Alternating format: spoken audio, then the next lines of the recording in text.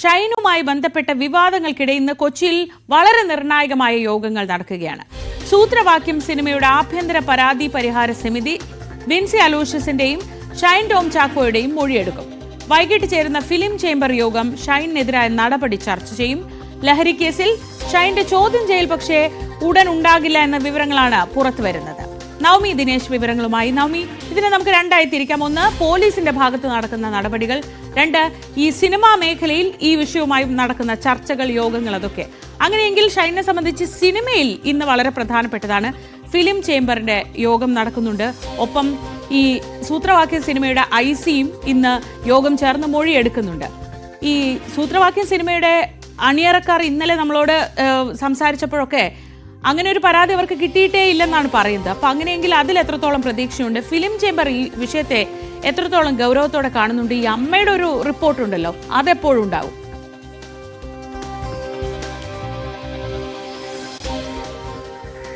Sreeja, very good morning. രണ്ട് പ്രധാനപ്പെട്ട കാര്യങ്ങളാണ് ഷൈൻ ടോം ചാക്കോയുമായി ബന്ധപ്പെട്ട് ഇന്ന് സംഭവിക്കുന്നത്. അതിലൊന്ന് നേരത്തെ സൂചിപ്പിച്ചതുപോലെ തന്നെ പോലീസിന്റെ അന്വേഷണമാണ്.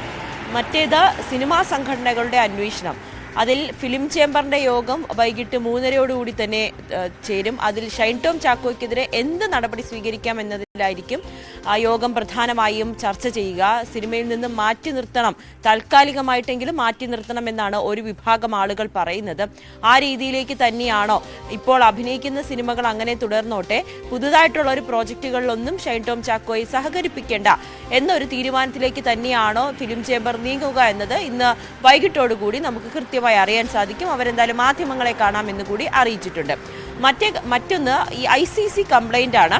അതിൽ സൂത്രവാക്യം സിനിമയിലെ സെറ്റിൽ വെച്ചാണ് ഷൈൻ ടോം ചാക്കോയിൽ നിന്നും ഇത്തരത്തിൽ മോശമായിട്ടുള്ള അനുഭവം ഉണ്ടായതെന്നാണ് നടി വിൻസി അലോഷ്യസ് പറഞ്ഞത്. അവിടെ വെച്ച് ഷൈൻ ടോം ചാക്കോ ലഹരി ഉപയോഗിച്ചു, ഷൈൻ്റെ കണ്ണ് വീങ്ങിയതുകൊണ്ട് സിനിമ പോലും താൽക്കാലികമായി നിർത്തിവെക്കേണ്ട സാഹചര്യമൊക്കെ ഉണ്ടായി എന്നുള്ള ഗുരുതരമായിട്ടുള്ള ആരോപണമായിരുന്നു വിൻസി പറഞ്ഞത്. പക്ഷെ അതിനെ പൂർണ്ണമായും തള്ളിക്കൊണ്ടാണ് സിനിമയുടെ അണിയറ പ്രവർത്തകർ രംഗത്തെത്തുകയും ചെയ്തത്. അവർ മാധ്യമങ്ങളെ കണ്ടപ്പോൾ വ്യക്തമാക്കിയത് അങ്ങനെ സിനിമ ഷൈൻ ലഹരി ഉപയോഗിച്ചത് കൊണ്ട് മാറ്റിവെക്കേണ്ട സാഹചര്യം ഉണ്ടായിരുന്നില്ല, വിൻസി അങ്ങനെ ഒരു പരാതി നൽകിയിട്ടില്ല എന്നൊക്കെയാണ് സംവിധായകൻ പറയുന്നത്. എന്തായാലും ICC ഇന്ന് യോഗം ചേർന്ന് ഈ സംവിധായകൻ ഈ സിനിമയിൽ അന്ന് വിൻസി പറയുന്ന സംഭവം ഉണ്ടായപ്പോൾ അവിടെ ആരൊക്കെ ഉണ്ടായി അവരെയൊക്കെ വിശദമായി മൊഴിയെടുക്കുമെന്നാണ് അറിയാൻ സാധിക്കുന്നത്. വിൻസിയോ നേരിട്ട് വിളിക്കുകയോ അല്ലെങ്കിൽ ഫോണിലൂടെ ആയിരിക്കും മൊഴിയെടുക്കുക. അതിൽ നമുക്കൊരു കൃത്യത വന്നിട്ടില്ല.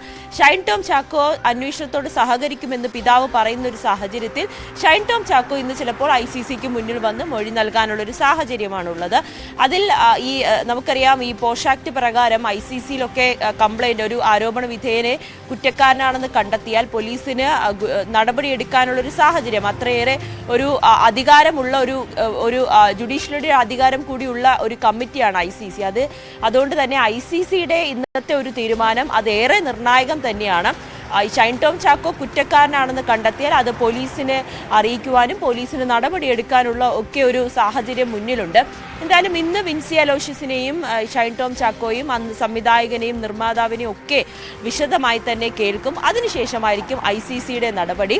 മറ്റേത് ഫിലിം ചേംബറിന്റെ നടപടിയാണ്. ഫിലിം ചേംബറും നിർമ്മാതാവിനെ വിളിച്ച് വരുത്തിയിട്ടുണ്ട്. ഇന്ന് വൈകിട്ടോടുകൂടി അവിടേക്ക് എത്തണമെന്ന് ആവശ്യപ്പെട്ടിട്ടുണ്ട്. ആ സംഭവവുമായി ബന്ധപ്പെട്ട് നിർമ്മാതാവിന് എന്തെങ്കിലും കാര്യം അറിയാമോ എന്ന് കൂടി തിരക്കുന്നതിന് വേണ്ടിയിട്ടാണ്. അതിനിടയിൽ തന്നെ സിനിമ അണിയറ പ്രവർത്തകർക്ക് വലിയ ആശങ്കയുണ്ട്. ഇത് സിനിമയെ അത് മോശമായ രീതിയിൽ ബാധിക്കുമോ, സിനിമ റിലീസിന് എത്തുകയാണ്, അത് മോശമായ രീതിയിൽ ബാധിക്കുമോ എന്നുള്ളൊരാശങ്ക ചിത്രത്തിന്റെ അണിയറ പ്രവർത്തകരും ഇതിനോടകം തന്നെ പ്രകടിപ്പിക്കുന്ന ഒരു സാഹചര്യമുണ്ടായി. എന്തായാലും ഷൈൻ ടോം ചാക്കോ ഇന്ന് ICCക്ക് മുന്നിൽ ഹാജരായേക്കുമെന്നാണ് നമുക്ക് ഇപ്പോൾ ലഭിക്കുന്ന വിവരം. അങ്ങനെയാണെങ്കിൽ രാവിലെയോടുകൂടി തന്നെയായിരിക്കും ICCയും യോഗം ചേരുക.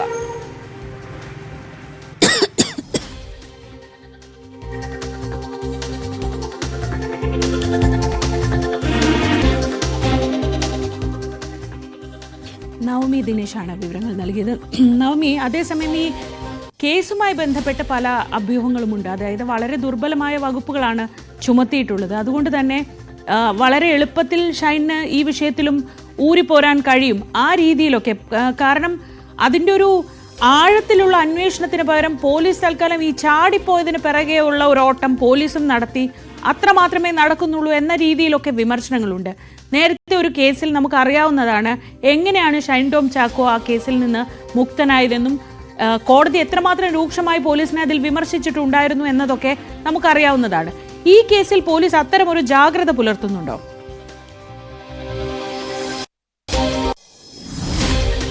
തീർച്ചയായും ശ്രീജ, ഇത് പോലീസിനെ സംബന്ധിച്ച് തെളിവുകളാണ് ആവശ്യം. നിലവിൽ ഷൈൻ ടോം ചാക്കോയ്ക്കെതിരെ ഗുരുതരമായിട്ടുള്ള വകുപ്പുകൾ പ്രകാരം കേസെടുക്കാനുള്ള സാഹചര്യമില്ല, തെളിവുകളില്ല. കാരണം അന്ന് ചാടിപ്പോയ ദിവസം ഷൈൻ ടോം ചാക്കോ ചിലപ്പോൾ ലഹരി ഉപയോഗിച്ചിട്ടുണ്ടാകും, അല്ലെങ്കിൽ ലഹരി കൈവശം വെച്ചിട്ടുണ്ടാകും. അങ്ങനെ തെളിവുകളോട് പിടികൂടിയാൽ മാത്രമേ ഗുരുതരമായിട്ടുള്ള വകുപ്പുകൾ പോലീസിന് ചുമത്താൻ കഴിയൂ. ഈ ചാടിപ്പോയി 2-3 ദിവസം കഴിഞ്ഞിട്ടാണ് പിന്നീട് ഷൈൻ ടോം ചാക്കോ പോലീസിന് മുന്നിൽ ഹാജരാകുന്നത്. പക്ഷെ അതുകൊണ്ട് തന്നെ തെളിവുകൾ, ശക്തമായിട്ടുള്ള തെളിവുകൾ ശേഖരിക്കുക എന്നത് തന്നെയാണ് പോലീസ് കടക്കുന്നത്. അതുകൊണ്ട് തന്നെയാണ് ഇപ്പോൾ നിലവിൽ ചുമത്തിയിരിക്കുന്ന വകുപ്പുകൾ, അത് നിസ്സാരമായിട്ടുള്ള വകുപ്പുകൾ, ജാമ്യം കിട്ടിയ വകുപ്പുകളാണ്. അതിൽ ഈ സാമ്പത്തിക സഹായം, ഈ ലഹരി ഇടപാടിന് സാമ്പത്തിക സഹായം നൽകി, അതോടൊപ്പം തന്നെ ഈ ലഹരി ഉപയോഗിക്കുന്നു, ഇതിന്റെ ഒരു ഗൂഢാലോചന നടത്തി എന്നീ വകുപ്പുകൾ മാത്രമാണ് ചുമത്തിയിരിക്കുന്നത്. പോലീസ് പറയുന്നത് കൃത്യമായിട്ടുള്ള തെളിവുകൾ ശേഖരിച്ചാൽ ഷൈൻ ടോം ചാക്കോയ്ക്കെതിരെ ഗുരുതരമായിട്ടുള്ള വകുപ്പുകൾ ചുമത്തും എന്ന് തന്നെയാണ്. അതിന്റെ ഫലമായി തന്നെയാണ് ഇപ്പോൾ വൈദ്യപരിശോധന അടക്കം ഷൈനെ കൊണ്ടുപോവുകയും സ്രവ പരിശോധന, ഈ ലഹരി ഉപയോഗിക്കുന്ന ആളാണോ എന്ന് തെളിയിക്കുന്നതിന് വേണ്ടിയിട്ടുള്ള പരിശോധന ഒക്കെ നടത്തിയത്. ആ പരിശോധനാ ഫലം ലഭിക്കാൻ 1 മാസമെങ്കിലും വേണ്ടിവരും.